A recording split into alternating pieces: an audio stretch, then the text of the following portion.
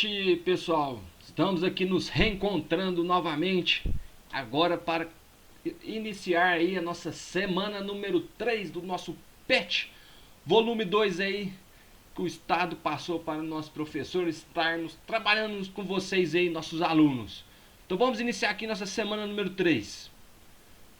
Nosso eixo temático dessa semana será as transformações do mundo rural campo.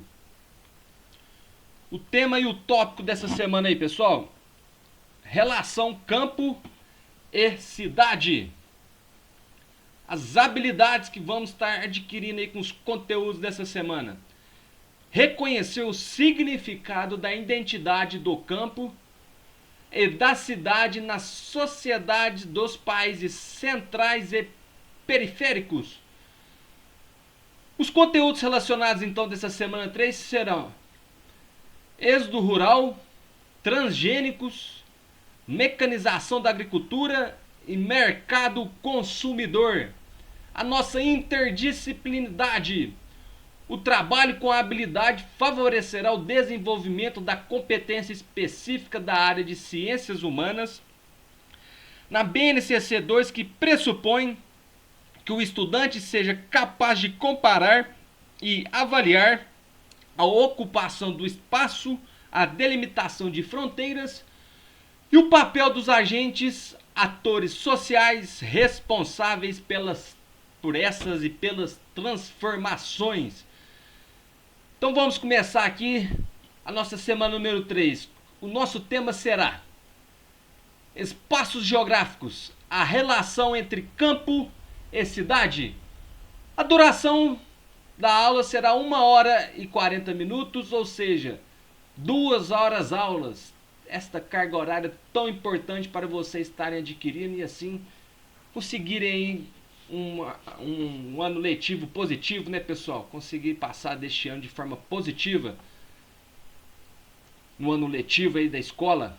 Espaços geográficos, a relação entre campo e cidade. Então vamos ficar aqui por dentro desses conceitos, né? Que há os espaços geográficos, a relação entre campo e cidade.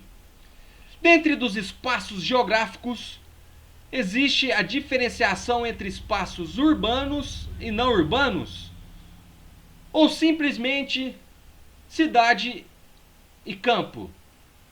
O espaço urbano é definido pelo elevado número populacional com diversas habitações próximas entre si. Então temos aqui essa definição do nosso espaço urbano, né? Que ele é caracterizado por um elevado número populacional com diversas habitações próximas entre si, ou seja, elas próximas uma das outras. Por sua vez, a área rural é marcada pelo espaço onde não existe uma grande concentração populacional. Então, ao contrário da área urbana, a área rural é marcada pelo espaço onde não existe uma grande concentração populacional, pessoal. E também, consequentemente, as habitações são longe uma das outras. Nela ocorrem diversas atividades do setor primário. Então aqui no espaço rural, no campo, ocorrem diversas atividades do setor primário, né?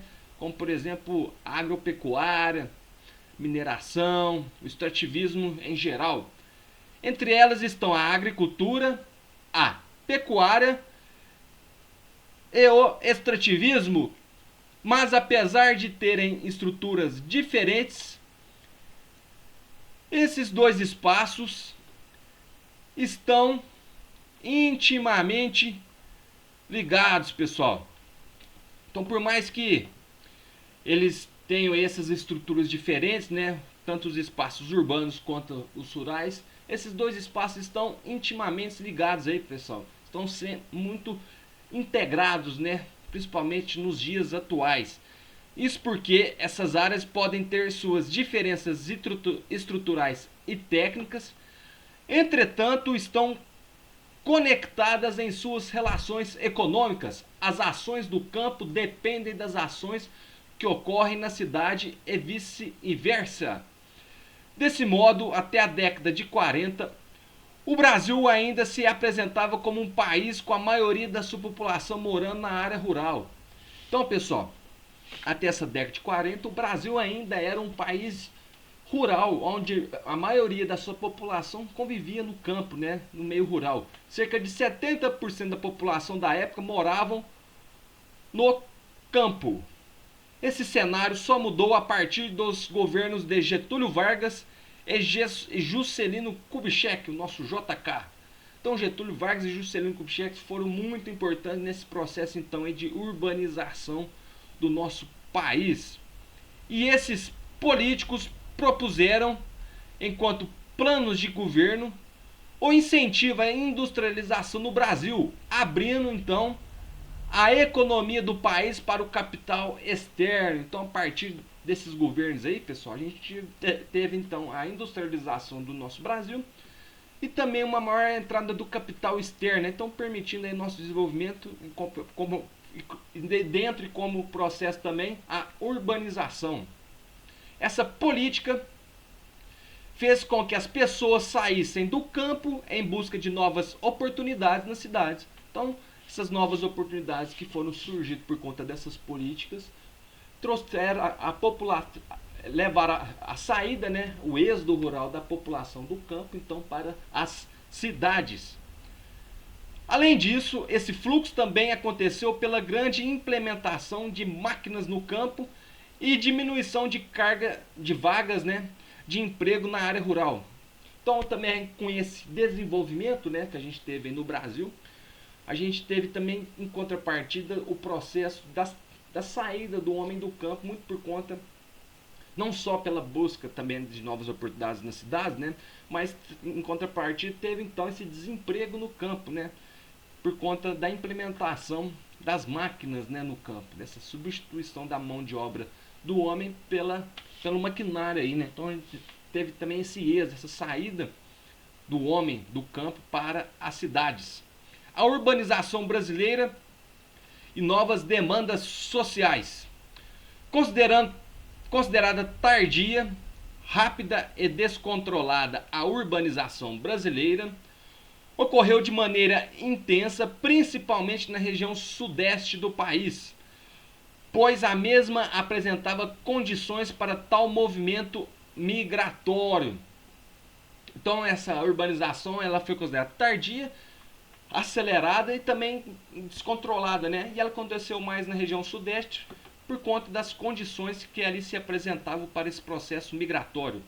A partir da década de 60, com a construção de Brasília, houve uma maior ocupação urbanística do centro-oeste brasileiro. Por consequência, os números comprovam esse grande aumento da população urbana. Então, pessoal, a gente teve então esse avanço da urbanização da região centro-oeste por conta também da construção de Brasília, nossa capital federal.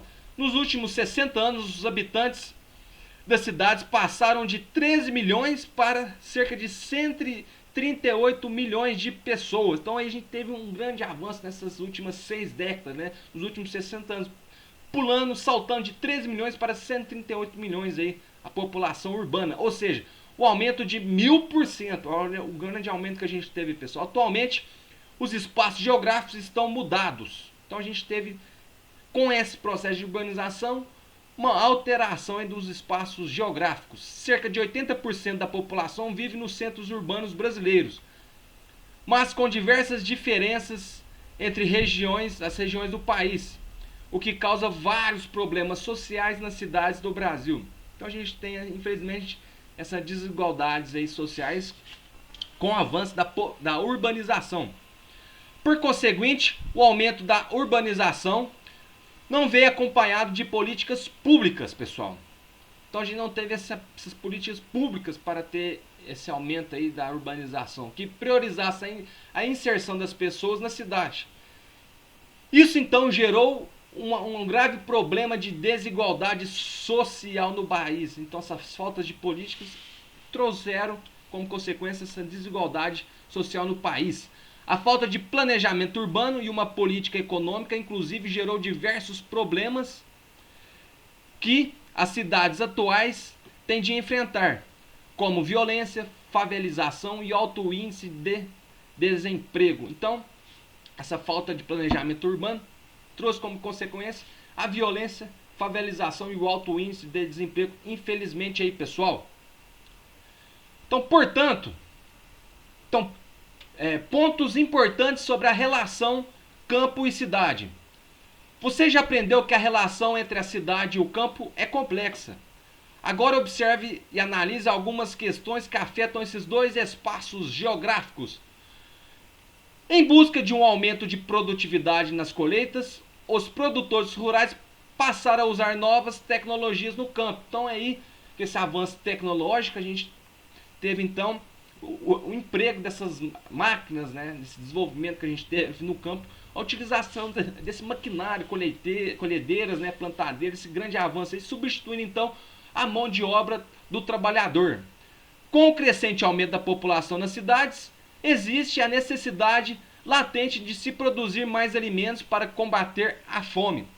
Então, com a saída aí do homem do campo para as cidades, que antes no campo a população produzia mesmo em condições precárias, às vezes eles conseguiam produzir seu próprio alimento, mas com a saída deles para o campo, infelizmente, teve que ter um aumento, né, nessa produção de alimentos para poder combater a fome, porque muitas pessoas, às vezes, por conta da desigualdade social, sofreram com isso e a gente teve que ter então um aumento nessa produção de alimentos para suprir essa desigualdade social, infelizmente, trazendo como resultado a fome. Essas novas práticas se baseiam na ideia de automatização da lavoura, ou seja, o uso cada vez maior de máquina no campo.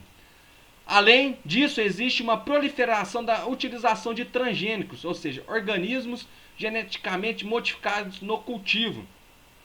Então, pessoal, infelizmente, contribuindo no que a gente acabou de comentar, essa saída aí, essas práticas de automatização das lavouras, utilização das novas tecnologias, essa modernização do campo, infelizmente substituiu a mão de obra no campo, né? Então trouxe um grande desemprego aí para a gente, vamos dizer assim, essa desigualdade social, essa fome, essa necessidade de uma maior produção de alimentos. E além disso, a gente teve com essa modernização no campo também a utilização dos transgênicos, né? Que permitiram com essas novas tecnologias, essa produção através dos transgênicos, que igual foi falado aqui, são organismos geneticamente modificados. Ou seja, vários produtores rurais começaram a utilizar os transgênicos para quê? Para ter maior lucro, maior produção, porque os transgênicos são organismos geneticamente modificados, aonde eles sofreram essa modificação para poder ter uma maior produção, ou seja, serem para evitar pragas, né, vamos dizer assim, o grande uso também de agrotóxicos, eles não necessitam essa grande quantidade de uso de agrotóxicos por conta de serem mais resistentes a essas pragas, vamos dizer assim, no campo, né? Então os transgênicos, eles são muito utilizados nos dias atuais pelos produtores rurais por conta de terem uma maior produção e assim trazendo para o produtor rural um ganho maior, vamos dizer assim, né, na produção, um maior lucro. Mas hoje a gente não tem estudos, né, que nos mostram que os transgênicos possam trazer algum problema à nossa saúde, né? Não tem nada que comprova ainda que eles são prejudiciais à nossa saúde. O que a gente tem aí mostrando que eles